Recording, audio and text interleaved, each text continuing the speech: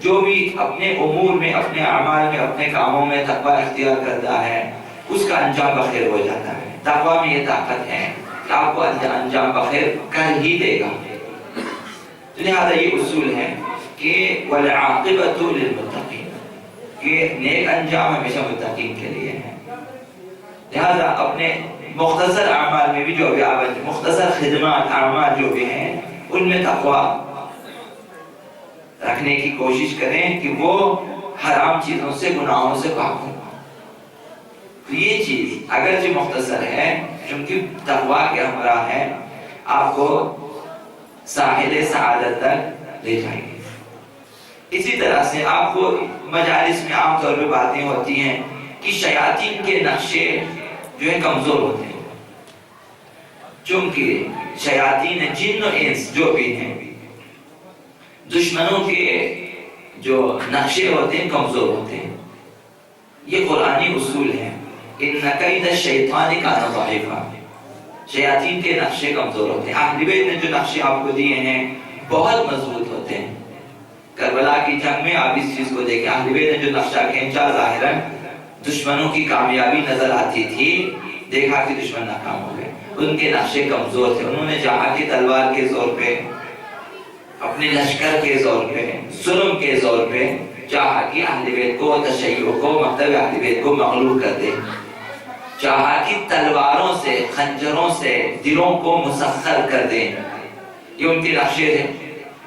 انہوں نے چاہا تھا کہ چند افراد کو اپنے زر و زیور سے خرید لیں اور اس طرح تحریک آقا عبداللہ حسین اور تحریک حسینیہ، تحریک اہل بیت ناکام ہو جائیں۔ انہوں نے اس طرح سے نقشہ کھینچا اور اس پہ عمل بھی کیا لیکن ناکام ہو گئے۔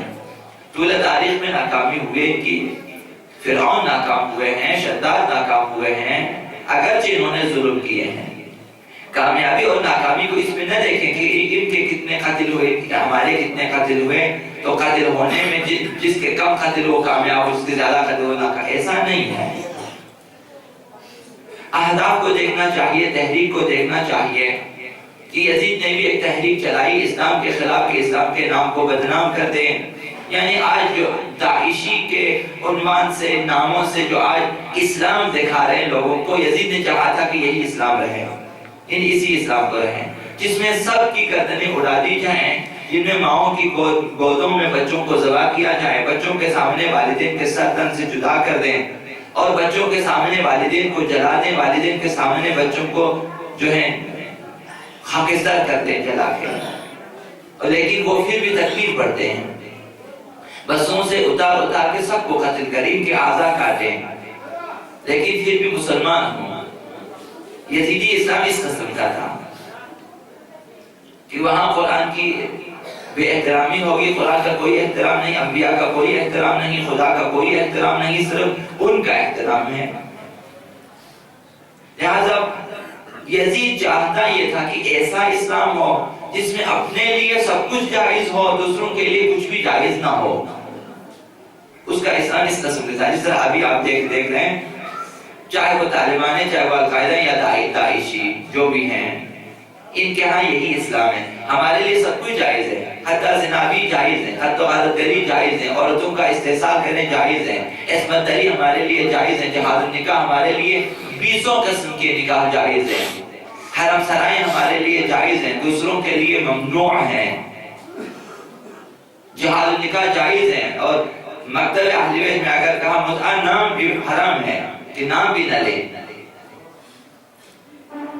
یہاں سب کچھ عرب کے شہزادوں کے لیے حرم سرائیں جائز ہیں، اسی مملکت میں جہاں شہزادوں کے لیے حرم سرائیں بنی ہوئی، جہاں انگنت بے حساب دوشیزائیں دنیا بھر سے وہاں رکھ لیتے ہیں، اسی مملکت میں ایک شوہر کو عدالت مجبور کر دیتی ہے کہ اپنی بیوی کو طلاق دے۔ جرم کیا ہے؟ جرم یہ تھا کہ اس نے اپنی بیوی سے کہا تھا کہ اپنا چہرہ دکھا دے، اسے اپنی بیوی کے چہرے کو کی طرف دیکھنے کے جرم میں عدالت نے طلاق دلوا دی۔ یعنی یک بام و دو ہوا یہاں اس قسم کے ہیں۔ یزید چاہتا تھا کہ اس قسم کا اسلام آ جائے، خود شراب بھی پیئیں، سب کچھ کریں، حرم سرا رکھیں، محارم غیر محارم سب کچھ ان کے لیے اس کے لیے حلال تھا، لیکن دوسروں کے لیے کچھ بھی نہیں، دوسروں کے لیے جینا بھی حرام۔ اس نے سارے نقشے بنا دیے، عمل کرنا شروع کر دیا سب کچھ، لیکن آپ نے دیکھا کہ اس کی تحریک ختم ہو چکی۔ اور اب عبداللہ حسین کی تحریک جو 72 افراد نے اپنے خون سے جسے تقویت دی، وہ تحریک اب بھی پوری آب و تاب کے ساتھ، پوری طاقت و توانائی کے ساتھ موجود ہیں، اور تا قیامت یہ تحریک چلے گی، حق پر ہے اور تقویٰ بھی، خلوص پر ہیں، خلوص نیت کے ساتھ۔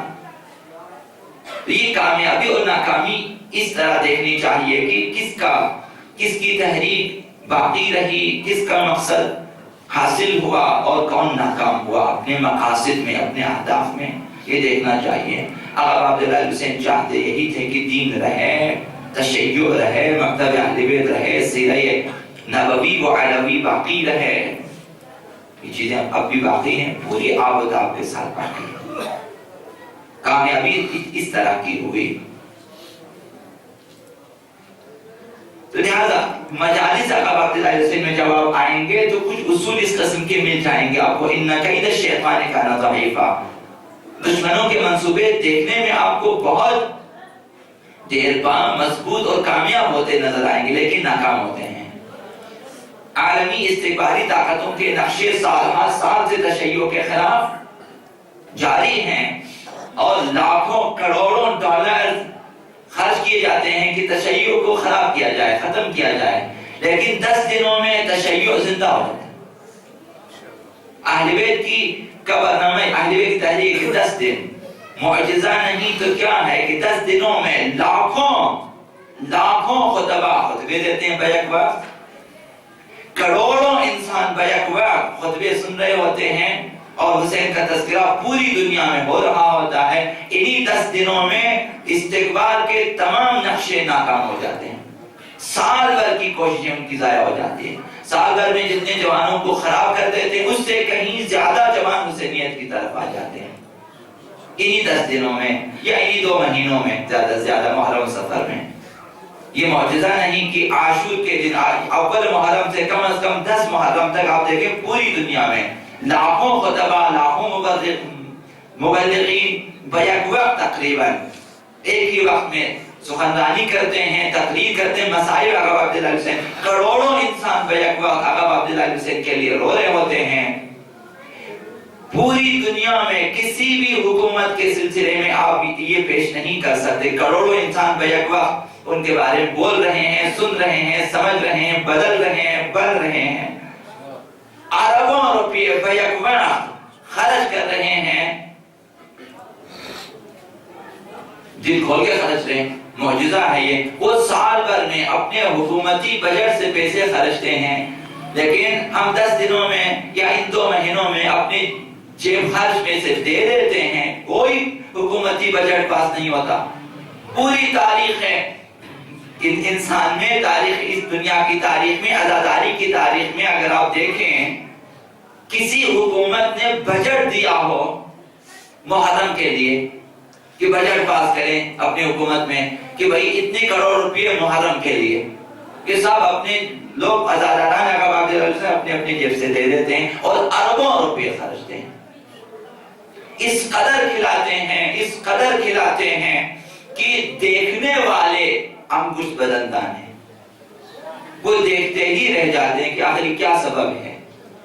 سال بھر میں کنجوسی کرنے والے محرم میں کنجوسی نہیں کرتے، یہ معجزہ ہے۔ سال بھر شاید آپ جائیں مانگیں، آقا عبداللہ حسین کے نام پر بھی مانگیں، شاید آپ کو 100 روپے زیادہ نہ دیں، بہت سارے ایسے افراد ہوں گے، لیکن محرم میں وہ خرچتے ہیں، کھانے کھلاتے ہیں، دعوتیں ہوتی ہیں، بہت سارے خرچنے والے۔ معجزہ آقا عبداللہ حسین، یعنی اہل بیت نے آپ کو ایک برنامہ دیا، ایک پروگرام دیا، وہ اس طرح سے ہے بھئی کسی کو کچھ نہیں کہنا، کسی سے کچھ نہیں لینا، تم لوگ خود جمع ہو جائیں، ذکر اہل بیت کریں، حسینیہ زندہ ہوتی جائے گی۔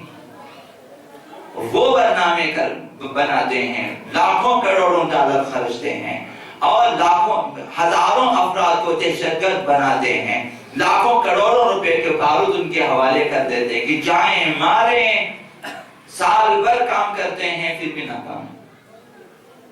ان کید الشیطان کان ضعیفا، دشمن کے منصوبے ہمیشہ ناکام ہوتے ہیں، کیونکہ دشمنوں میں ایک قسم کی بے وقوفی ہوتی ہے، دور رس ان کی نگاہیں کام نہیں کرتی، وہ اہل بیت کو اپنی طرح سمجھتے ہیں، اہل بیت کے برناموں کو اپنے برناموں کی طرح سمجھتے ہیں، اور پھر چاہتے ہیں کہ ہم ان سے بہتر برنامے بنائیں، لیکن ناکام ہو جاتے ہیں۔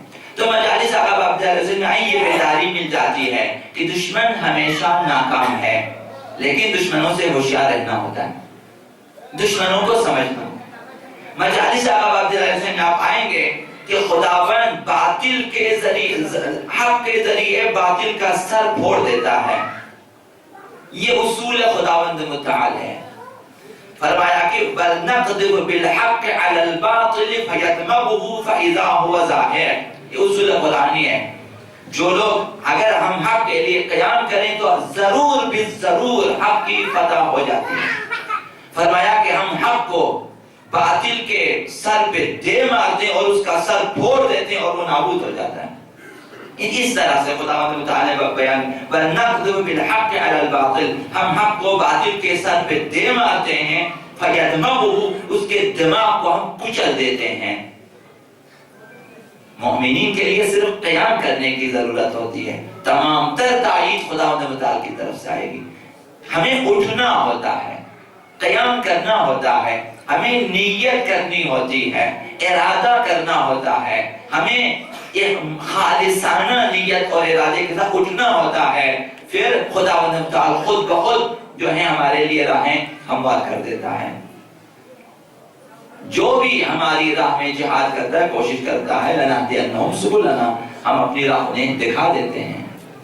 إِن تَنْصُرُوا اللَّهَ يَنْصُرْكُمْ، تم اگر خدا کی نصرت کرو گے خدا تمہاری مدد کرے گا، یہ قانون الہی ہے۔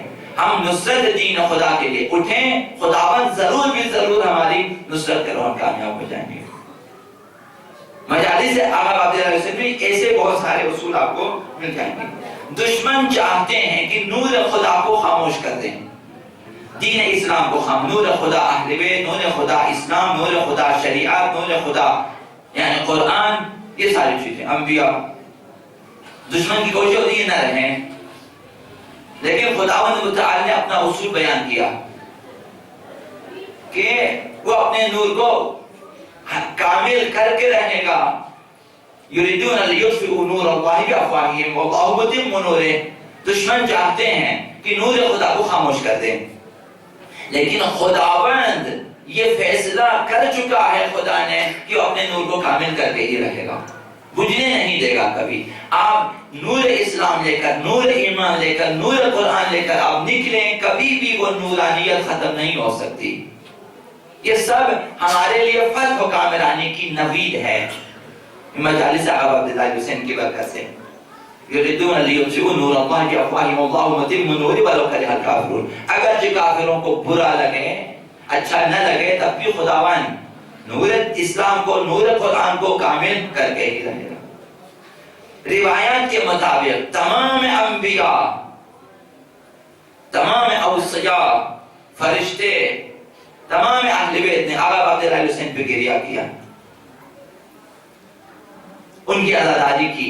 ہم اہل بیت اور انبیاء کے ساتھ ہم آہنگ ہونا چاہتے ہیں۔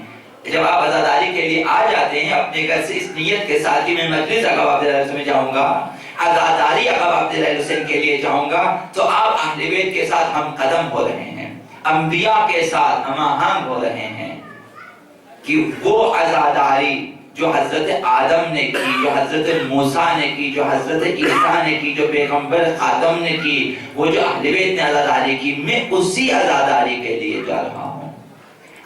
یہ انبیاء کا ساتھ دینا ہے، عزاداری آقا عبداللہ حسین، یہ اہل بیت کا ساتھ دینا ہے۔ گریہ عزاداری پہ زور دیا ہے اہل بیت نے کہ رو لیں، رو لیں، رو لیں، فَلْيَبْكِ الْبَاقُونَ، رونے والوں کو رونا چاہیے، وَلْيَنْدُبِ النَّادِبُونَ، ندبہ کرنے والوں کو ندبہ کرنا چاہیے۔ حتی وَيَضِجَّ الضَّاجُّونَ، چیخنے والوں کو چیخنا چاہیے، وَيَعِجَّ الْعَاجُّونَ، فریاد کرنے والوں کو فریاد کرنا چاہیے۔ شہادت آقا عبداللہ اس طرح سے ہے جو دین اسلام کے لیے ہے، تو چیخیں فریاد کریں۔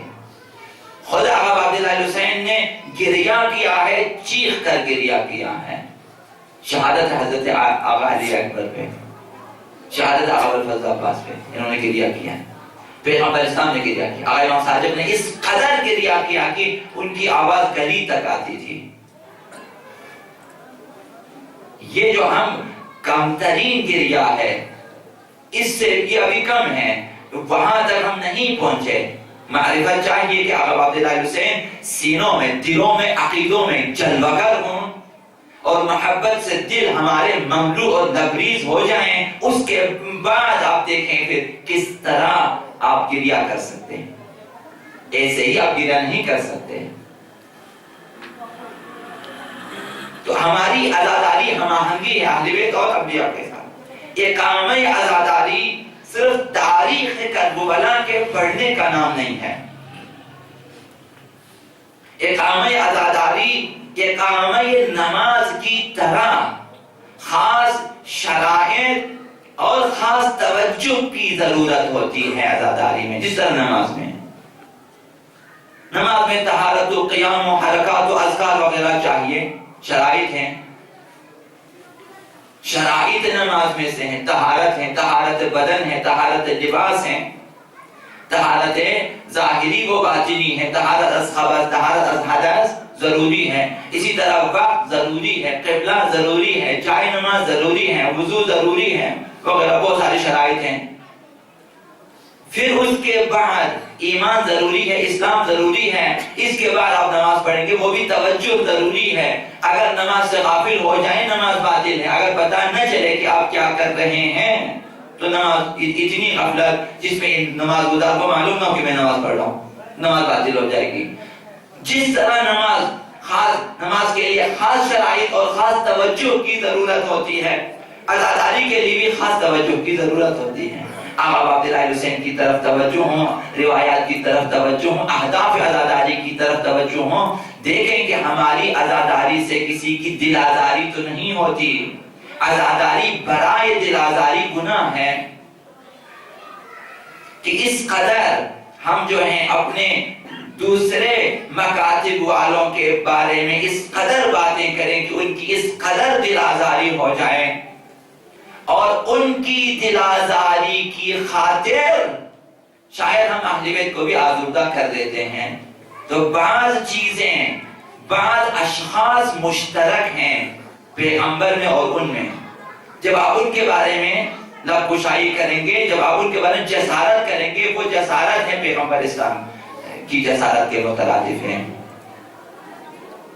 تو بعض چیزوں میں احتیاط کرنے کی ضرورت ہوتی ہے، بعض شخصیات کے بارے میں باتیں دیکھ کر کرنی ہوتی ہے، کہیں اس شخصیت کو جو کہ بظاہر جو ہے ہمارے لیے کوئی اچھی شخصیت نہیں ہے، ہم نے اس کے بارے میں جو ہے بری باتیں شروع کر دی، اب وہ کسی طرح سے منسوب ہے پیغمبر اسلام سے یا اہل بیت سے، چونکہ پیغمبر اسلام سے منسوب ہیں، ان کے ساتھ ان کی رشتہ داری ہے یا ان کے ساتھ ان کا ایک خاص جو ہے چیزیں کر کے افراد ہیں یا ناموس ہیں،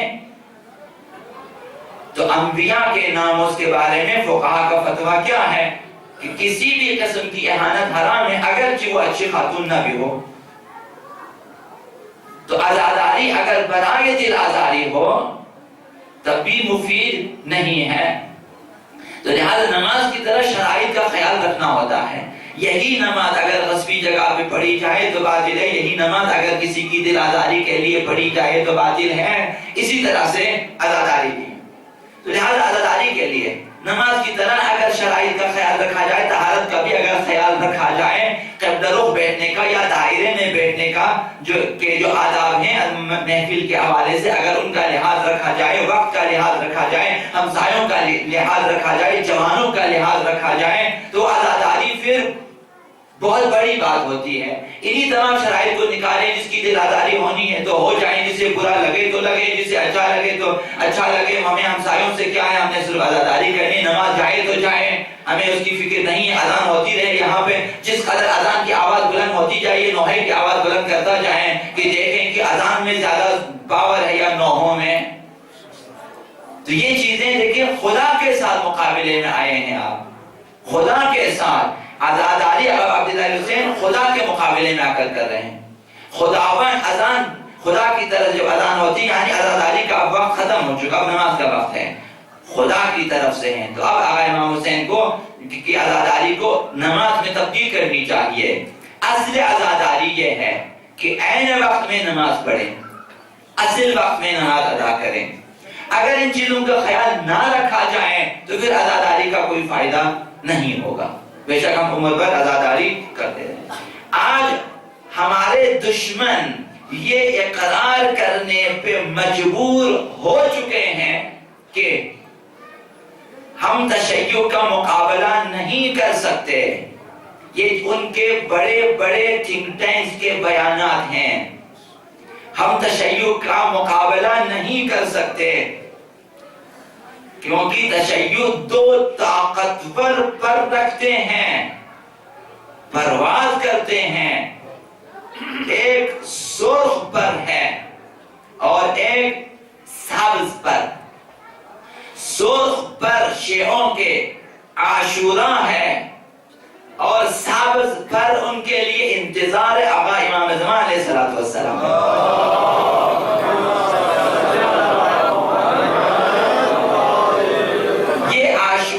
انتظار امام زمان دو پر ہیں تشیع کے, یہ پرواز کرتے ہیں.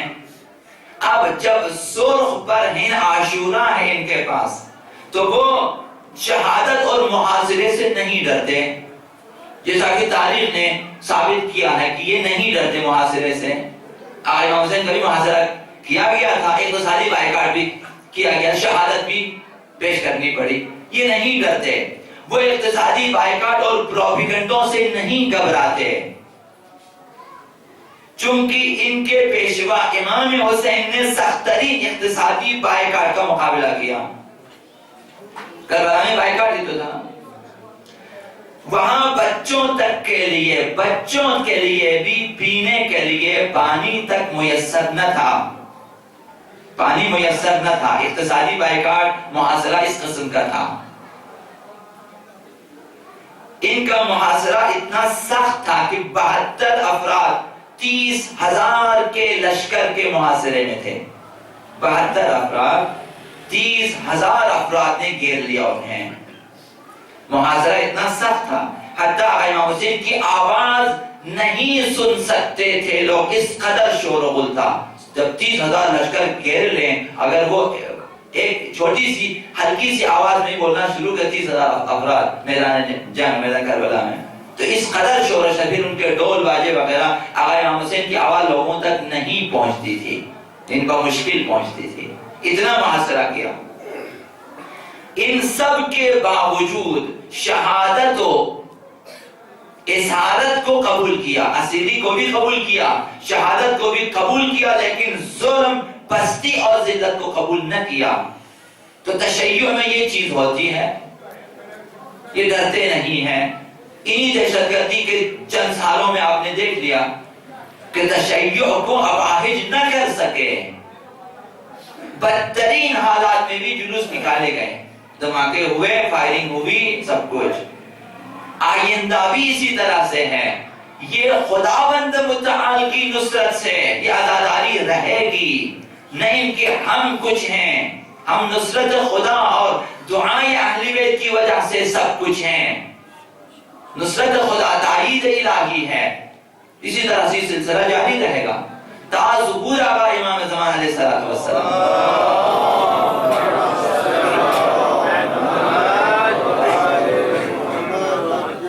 یہ پر ہیں, عاشوراء ایک پر ہیں, اور پھر انتظار ایک پر ہیں. شیعوں کے پیشوا اور ان کے آئیڈیل اپنے شہدائے کربلا جیسے, ان کے آئیڈیل شہدائے کربلا جیسے افراد ہوتے ہیں. ہم عزاداری کرتے ہیں, اپنے آئیڈیل, اپنے نمونوں کو ہم پیش کرتے ہیں کہ ہمارے پاس ایسے نمونے ہیں، جوانوں کے لیے نمونہ ہے، بوڑھوں کے لیے نمونہ ہے، اور نوجوانوں کے لیے نمونے ہیں، خواتین کے لیے بہت سارے نمونے ہیں، ہمارے لیے ہر عمر کے لوگوں کے لیے نمونے ہیں کربلا میں، اور ایسے نمونے ہیں کہ ان کی مثال تاریخ انسان میں نہیں ملتی۔ ابتدائی آفرینش سے اب تک تاریخ بشریت میں ایسے نمونے نہیں ملیں گے۔ ہمیشہ عرض کرتا ہوں، علی اکبر واحد ایک، بے بدیل و بے مثال یکتا فرد فرید۔ آقا ابوالفضل عباس اسی طرح تاریخ میں دوسرا عباس نہیں ملے گا کہ موازنہ کر سکے، نہیں ملے گا آپ کو۔ بہت سارے افراد ہیں، ان کی اپنی خصوصیات ہوتی ہیں، لیکن وہ ابوالفضل نہیں ہے۔ بہت سارے افراد ہوں گے جن کی آواز اچھی ہوگی، شکل و شمائل ہوگی، لیکن وہ شبیہ پیغمبر نہیں ہے۔ بہت سارے بچے شہید ہوئے، لیکن علی اصغر نہیں ہے۔ تو ہمارے پاس ایسے نمونے ہیں، ہم عزاداری میں انہیں پیش کرتے ہیں۔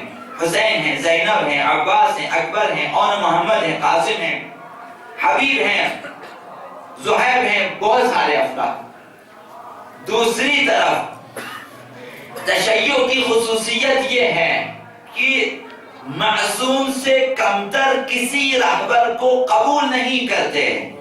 تشیع میں یہ ہے کہ جب تک امام معصوم نہ ہو، ہمارا کوئی رہبر و رہنما معصوم سے ہٹ کر قبول نہیں کرتے۔ اگر کسی کو نمائندہ امام معصوم کے طور پہ تسلیم کرتے ہیں، تأیید امام زمان کی وجہ سے انہیں قبول کرتے ہیں۔ کسی کو اپنا مرجع تقلید مانتے ہیں، کسی کو فقیہ جامع شرائط مانتے ہیں، ہم ان سے اگر احکام لیتے ہیں، تأیید ائمہ کی وجہ سے ہیں، وہ نمائندگان امام زمان اس وجہ سے ہیں۔ منہائی ائمہ ان کی کوئی حیثیت نہیں ہوتی۔ تو تشیع میں یہ خصوصیت ہے کہ وہ ہر کسی کو اپنا پیشوا، راہبر، رہنما ماننے کے لیے تیار نہیں ہے۔ معصوم سے کمتر کسی رہبری پہ وہ جو ہیں قانع نہیں ہوتے۔ کرۂ زمین پہ عمومی عدالت کے سوا جزوی عدالت اور جزوی انصاف پہ قناعت نہیں کرتے۔ تشیع کا نعرہ یہ ہے کہ سراسر ہستی پہ حکومت عدل جہانی اہل بیت قائم ہو جائے۔ ہم نہیں چاہتے کہ صرف ایک خطے میں آپ شریعت نافذ کریں، باقی خطبائے باقی جو ہیں علاقوں سے باقی آپ ان سے واسطہ نہ رکھیں، نہ، ہم نہیں چاہتے۔ ہم اصلاً جغرافیائی حدود میں اسلام نہیں چاہتے۔ ہم چاہتے ہیں کہ جب اسلام نافذ ہونے تمام جغرافیائی حدود ختم ہو جائیں۔ لہذا فلسطین ہمارا ہے، کشمیر ہمارا ہے، عراق ہمارا ہے، لبنان ہمارا ہے، یمن ہمارا ہے، کویت ہم بحرین ہمارا ہے۔ ہم کسی جغرافیائی حدود میں اسلام نہیں چاہتے۔ آقا عبداللہ حسین جغرافیائی حدود سے نکل کے گئے ہیں، مدینے سے نکل کے گئے، مکے سے نکل کے گئے ہیں، کوفہ سے گئے ہیں، جا کے عراق میں آئے ہیں۔ جغرافیائی حدود میں اپنے شہر میں رہنا نہیں چاہتے۔ تو تشیع کی یہ چند خصوصیات ہوتی ہیں، معصوم سے کمتر کوئی رہبر نہ ہو، اور سراسر ہستی پہ حکومت عدل جہانی سے کے علاوہ کوئی جزوی جو ہے عدالت والی حکومت قائم نہ ہو۔ اگرچہ ہو جائیں وہ جزوی طور پر اور جو ہیں وقتی طور پر ہیں۔ اگر کہیں حکومت قائم ہو جائے، حکومت عدل الہی یا حکومت اہل بیت، وہ مقدمہ ہے کہ سراسر ہستی پہ اسلامی حکومت قائم ہو جائے۔ اگر آپ کے مملکت میں بالفعل اگر اہل بیت کی حکومت قائم ہو جائے آپ کے پاس، اور ہمیں نہ کشمیر سے کوئی غرض ہے، نہ دوسرے مسلمانوں سے، نہ دوسرے ممالک سے، نہ دوسرے شہروں سے، نہ، ایسا نہیں ہے۔ ہم جہاں بھی ہیں ایک ہیں۔ ہم بحرین کے مظلوموں کے لیے بھی فریاد کریں گے، ہم فلسطین کے مظلوموں کے لیے بھی ہم فریاد کریں گے، ہم عراق کے مظلوموں کے لیے بھی ہم یہاں سے آواز بلند کریں گے، ہم یمن کے مظلوموں کے لیے بھی۔ ہمارے لیے شیعہ ہونا، سنی ہونا بے معنی ہے۔ تمام مظلوموں کے حق میں ہم فریاد بلند، اگرچہ مسلمان نہ بھی ہو ہم فریاد بلند کریں گے کہ ظلم نہیں ہونی چاہیے کسی بھی ملک میں، کسی بھی سرزمین پہ۔ تشیع کی فریاد یہ ہے۔ معصوم کی حکومت کے علاوہ کسی کی حکومت کو تسلیم نہیں کرتے۔ حق حکومت صرف معصومین کو حاصل ہے، یا نبی ہوں یا امام، یا پھر ایسے اشخاص ہوں جنہیں اہل بیت کی تائید حاصل ہو، ورنہ ہر کسی کی حکومت غاصبانہ ہے۔ تشیع کے نظریات اس طرح کے ہیں، یہ لوگ اسی معصوم امام اور رہبر کے انتظار میں ہیں کہ وہ آ جائیں اور سراسر ہستی پہ حکومت اہل بیت نافذ کریں، ہم اسی کے انتظار میں ہیں۔ یہ دوسرا پر ہے۔ تشیع کا اپنے علماء اور فقہاء سے عقیدت اور اہل بیت عقیدت ہیں اور محبت ہیں اور اطاعت ہیں، تو اس لیے ہے کہ یہ لوگ اپنے معصوم پیشوا کے نائب ہیں۔ ہم اپنے علاقے میں کسی عالم کو نہیں تلاش کرتے کہ حتماً ہماری زبان بولنے والا عالم ہو، حتماً ہمارے علاقے کا ہو، حتماً ہماری شکل و صورت کو نہ جہاں بھی ہو، چاہے لبنان میں ہو، اگر وہ نمائندہ آقائے زمان ہے ہمارے لیے قابل احترام اور ہم اطاعت کریں، چاہے وہ عراق میں ہو، چاہے ایران میں ہو، چاہے ہندوستان میں ہو، فرق نہیں پڑتا ہمارے لیے، چاہے پاکستان میں ہو۔ لہذا عزاداری اہل بیت ان اہداف کو آگے پہنچانے کے لیے تو دشمن نے تسلیم کیا کہ ہم مقابلہ نہیں کر سکتے، چونکہ جنہیں شہید ہونا آتا ہے، شہادت پیش کرنا آتا ہے، کوئی اقتصادی بائیکاٹ، کوئی اقتصادی محاصرہ، فوجی محاصرہ انہیں اباحث زمین گیر نہ کر سکیں تو دشمن ان کا مقابلہ نہیں کر سکتے۔ پیغمبر اسلام نے محاصرے میں کامیابی حاصل کی ہے، شاہ ابو طالب محاصرے میں رہے، آقا امیر المومنین 25 سال گوشہ نشین ہو گئے، آقا امام حسن پہ انہوں نے پابندیاں لگا دی، آقا امام حسین کو اسی طرح سے کیا، آقا امام سجاد پہ انہوں نے پابندیاں لگا دی، محاصرے کیے زندانوں میں، لیکن ہم کامیاب ہیں، نہیں ڈرتے۔ آقا امام سجاد نے کیا فرمایا کہ تم مجھے قتل سے ڈراتے ہو، قتلنا، ہم شہادت جو ہیں ہمارے لیے فخر کی بات ہوتی ہے، اب قتلنا عادت، شہید ہونا ہماری عادت ہے، یہ کوئی بڑی بات نہیں ہے، تمہیں شہادت ڈراتے ہو۔ سر کو جھکائے تھے، تو کلمے تھے، ہاتھوں میں ہتھکڑیاں تھی، خاموش تھے، لیکن جب دیکھا، جب مقصد پہ بات ہوتی ہے، سید سجاد سر اٹھاتے ہیں، مقام پہ دوحال اعلان کرتے ہیں کہ مجھے بھی ممبر پہ جانا ہے، میں نے بھی کچھ بولنا ہے، بولا، اور اسی جگہ انقلاب آیا دربار میں، اسی جگہ اسی دربار میں انقلاب آیا، وہیں پر یزید ناکام ہوا، وہیں اس نے اپنی ناکامی کا اقرار کیا، وہاں مجبور ہوئے کہ اذان دیں، یعنی یزید اپنے دربار میں اذان دلاتے والے کے اذان دیں، یعنی آقا عبداللہ حسین کی کامیابی کا اعلان کیا۔ اگر سید سجاد کو خاموش کرنا ہے تو حسین کی کامیابی کا اعلان کریں، حسین کی فتح کا اعلان کریں، اذان ہوئی، سید سجاد خاموش ہو گئے، تو اسی کو ختم کرنا چاہتے تھے، لہذا دشمنوں نے اقرار کیا ہے یہ۔ تو ہمارے پاس عاشوراء ہے اور انتظار قائم زمان، انتظار مہدوی، عاشوراء حسینی یہ ہمارے دو پر ہیں، لہذا عزاداری میں آقا امام زمان کو فراموش نہ کریں اور انتظار آقا امام زمان میں عزاداری کو فراموش نہ کریں۔ ہمیشہ عرض کرتا ہوں، کربلا ایسی جگہ ہے جہاں سے ہم پرواز کر سکتے ہیں ظہور کی طرف، جس طرح جہازوں کے لیے رن وے ہوتا ہے، اسی طرح ہم نے عاشوراء کے ذریعے، عزاداری کے ذریعے ہم نے پرواز کرنا ہے۔ اگر عزاداریوں کو آپ ختم کریں پھر تشیع کے پاس کچھ بھی نہیں، پھر ہم ظہور تک بھی نہیں جا سکتے۔ عزاداری آفرینش اور خلقت کے ساتھ ایک قسم کی ہم آہنگی ہوتی ہے، کل ہستی، تمام مخلوقات نے گریہ کیا ہے آقا عبداللہ حسین پہ، اگر ہم دور رہیں، ہمیں ان سے ہم آہنگ ہو جانا۔ روایات میں کہ زمین و آسمان نے آقا امام حسین پہ گریہ کیا، ہم نہ کریں، ہم ان کے ساتھ ہم آہنگ ہیں، ہم ان کے ساتھ ہیں، زمین کے ساتھ، آسمان کے ساتھ، زمین و آسمان گریہ کریں، ہم بھی گریہ کریں گے، یہ ہم آہنگی ہے۔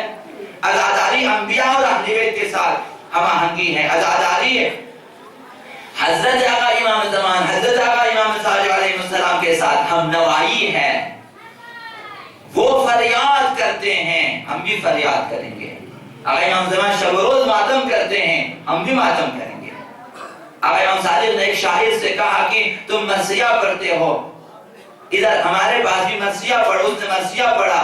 امام نے اس قدر بلند آواز سے گریہ کیا کہ گلی تک آقا امام صادق کی آواز آتی تھی. صدائے گریہ آقا امام صادق. ہم ان کے ساتھ ہم آہنگ ہیں.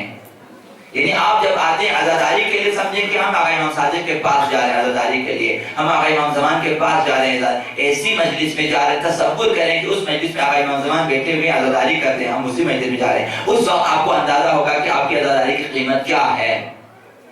اور واقعاً ایسا ہے. ارواح انبیاء یہاں مختلف روایات میں بیان ہوئے ہیں. کربلا میں بھی آئے ہیں، مدینے میں بھی آئے ہیں. ابھی بھی کربلا میں فرشتے آتے ہیں. ہر شب جمعہ تمام انبیاء کا نزول ہوتا ہے.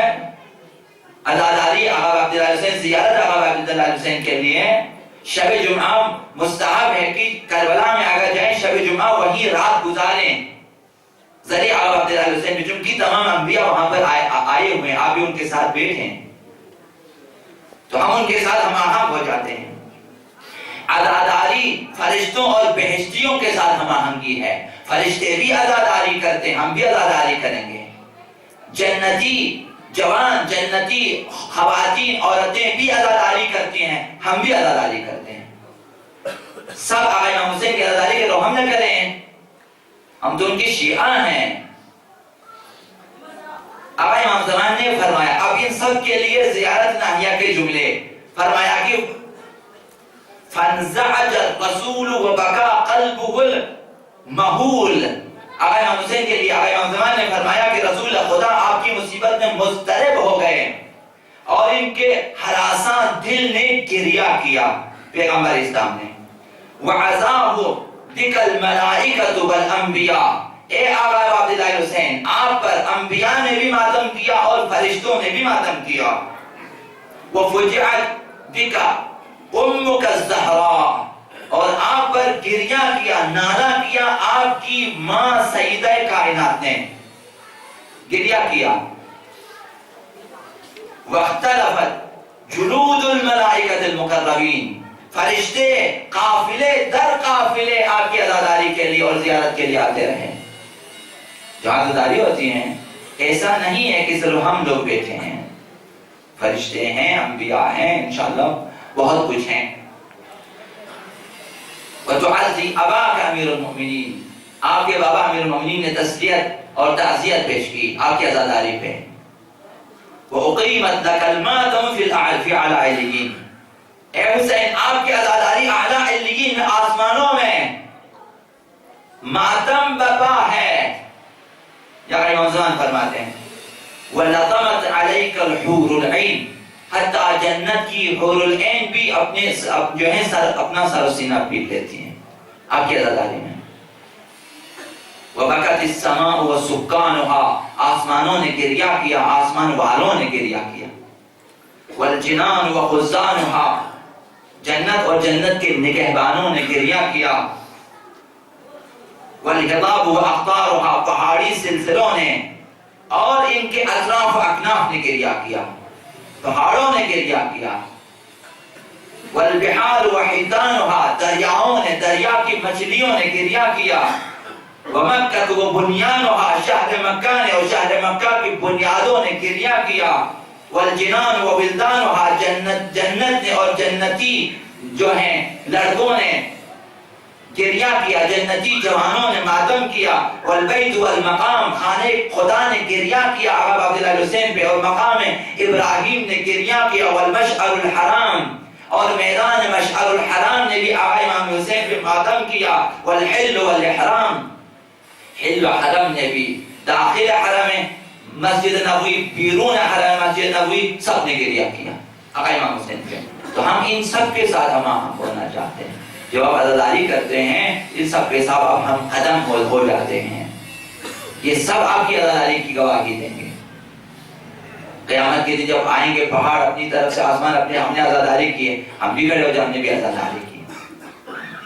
عزاداری ایک بیعت ہے آقا امام زمان کے ساتھ کہ کل ہم آقا امام حسین کے پاس نہ جا سکے، آج ہم آپ کے ہاتھ میں بیعت. یہ عزاداری ان کے ہاتھ میں بیعت ہے. عزاداری بیعت ہے. دور سے اپنے احساسات کے ساتھ اور اپنے جذبات کے ساتھ۔ عزاداری اظہار جذبات ہیں حسینیت کے لیے، اسلام کے لیے، دین کے لیے، آقا امام زمان کے لیے۔ ہم اپنے ان جذبوں کا اظہار عزاداری میں آ کے کرتے ہیں، اور یہ اعلان بیعت ہے آقا امام زمان کے لیے۔ ہم آج جمع ہو کے آئے آقا عبداللہ حسین کے نام پہ، کل آپ کی صدا پہ ہم جمع ہو کے آئیں گے اپنے سروں کو کٹانے کے لیے، اپنے بازوں کو فدا کرنے کے لیے، اپنے حلقوموں کو قربان کرنے کے لیے، اپنے کلیجوں کو دینے کے لیے، اپنی اولاد کو فدا کرنے کے لیے، اپنے نفسوں کو دینے کے لیے ہم آ جائیں گے۔ عزاداری ستمگروں کو وحشت میں ڈالنا ہوتا ہے۔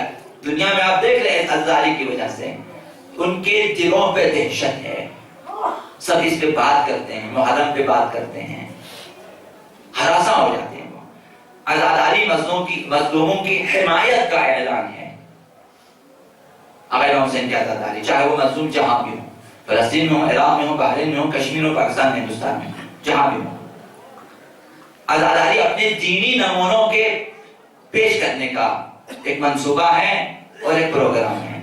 ہم عزاداری میں نوخیز جوانوں سے کہیں گے کہ حضرت قاسم سے سیکھیں۔ کیا سیکھیں؟ کہ اگر ہمارے پیشوا یزید جیسے ظالم و فاسق و فاجر افراد بنتے ہیں تو ان کے خلاف موت کی تمنا کرنی چاہیے، اور وہ موت بھی شہد سے زیادہ شیرین ہے۔ اگر ہمارے پیشوا، ہمارے رہبر، ہمارے امام، ہمارے خلیفہ اگر یزید بنے تو پھر اس صورت میں مرنا شہد سے زیادہ شیرین ہے۔ ان کی پیشوائی کو برداشت نہیں کرنی چاہیے، کسی ظالم و فاسق و فاجر کی رہبری کو قبول نہیں کرنا چاہیے۔ حضرت شہزادہ قاسم نے یہ درس دیا کہ فیک احلی من العسل، کہ یہ موت جو آپ کی معیت میں آ جائے، امام معصوم کے لیے پھر مریں، اہل بیت کے لیے پھر مریں، وہ مرنا شہد سے زیادہ شیرین ہے۔ ہم عزاداری میں یہ درس دینا چاہتے ہیں۔ جوانوں سے ہم کہیں گے کہ علی اکبر سے سیکھیں کہ اگر حق پر ہیں پھر ہمیں کسی چیز کی پرواہ نہیں کرنی چاہیے، لا نبالی بالموت۔ ہم یہ سبق عزاداری میں پڑھاتے ہیں۔ عزاداری یعنی تمام انحرافی منفی سیاستوں کا بائیکاٹ۔ عزاداری بائیکاٹ ہے یزیدیت کے ساتھ۔ یزیدیت تمام انحرافی سیاستوں کی جڑ ہے، تمام منفی سیاستوں کی جڑ ہے، تمام برائیوں کی جڑ ہے۔ عزاداری یعنی ہم یزیدیت کا بائیکاٹ کرتے ہیں، یعنی تمام انحرافات کا ہم بائیکاٹ کرتے ہیں، تمام غلط سیاستوں کا ہم بائیکاٹ کرتے ہیں۔ عزاداری اعلان ہے۔ ہم زیارت عاشوراء میں پڑھتے ہیں لعن اللہ بنی امیہ قاطبہ، تمام بنی امیہ پہ لعنت، چونکہ وہ انحرافات کی جڑ ہیں، تضادات کی جڑ ہیں، گمراہیوں کی جڑ ہیں، فسادات کی جڑیں ہیں وہ، اسی لیے ہم نے کہا کہ ہم اسے بائیکاٹ کرتے ہیں۔ عزاداری یعنی فداکاروں کی یادوں کو، فداکار افراد کی فداکاریوں کو یاد رکھنا اور ان کے ناموں کو، ان کی یادوں کو زندہ رکھنا۔ حج کے ایام میں کیا ہوتا ہے؟ حج کے ایام میں حضرت ابراہیم، حضرت اسماعیل اور حضرت حاجر کی یادوں کو زندہ کیا جاتا ہے۔ حج میں ہم طواف کرتے ہیں۔ طواف میں کیا ہے؟ طواف میں خانہ خدا ہے۔ خانہ خدا میں ایک طرف حجر اسود ہے، دوسری طرف رکن عراقی ہے، ایک طرف رکن یمانی ہے، ایک طرف حجر اسماعیل ہے۔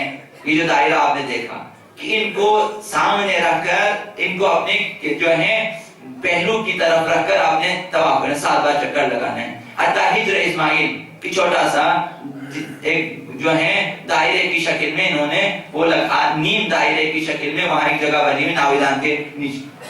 طواف میں اسے اپنے طواف میں شامل کرنا واجب ہے۔ اگر اسے باہر چھوڑ کے اندر طواف کریں، طواف باطل ہے۔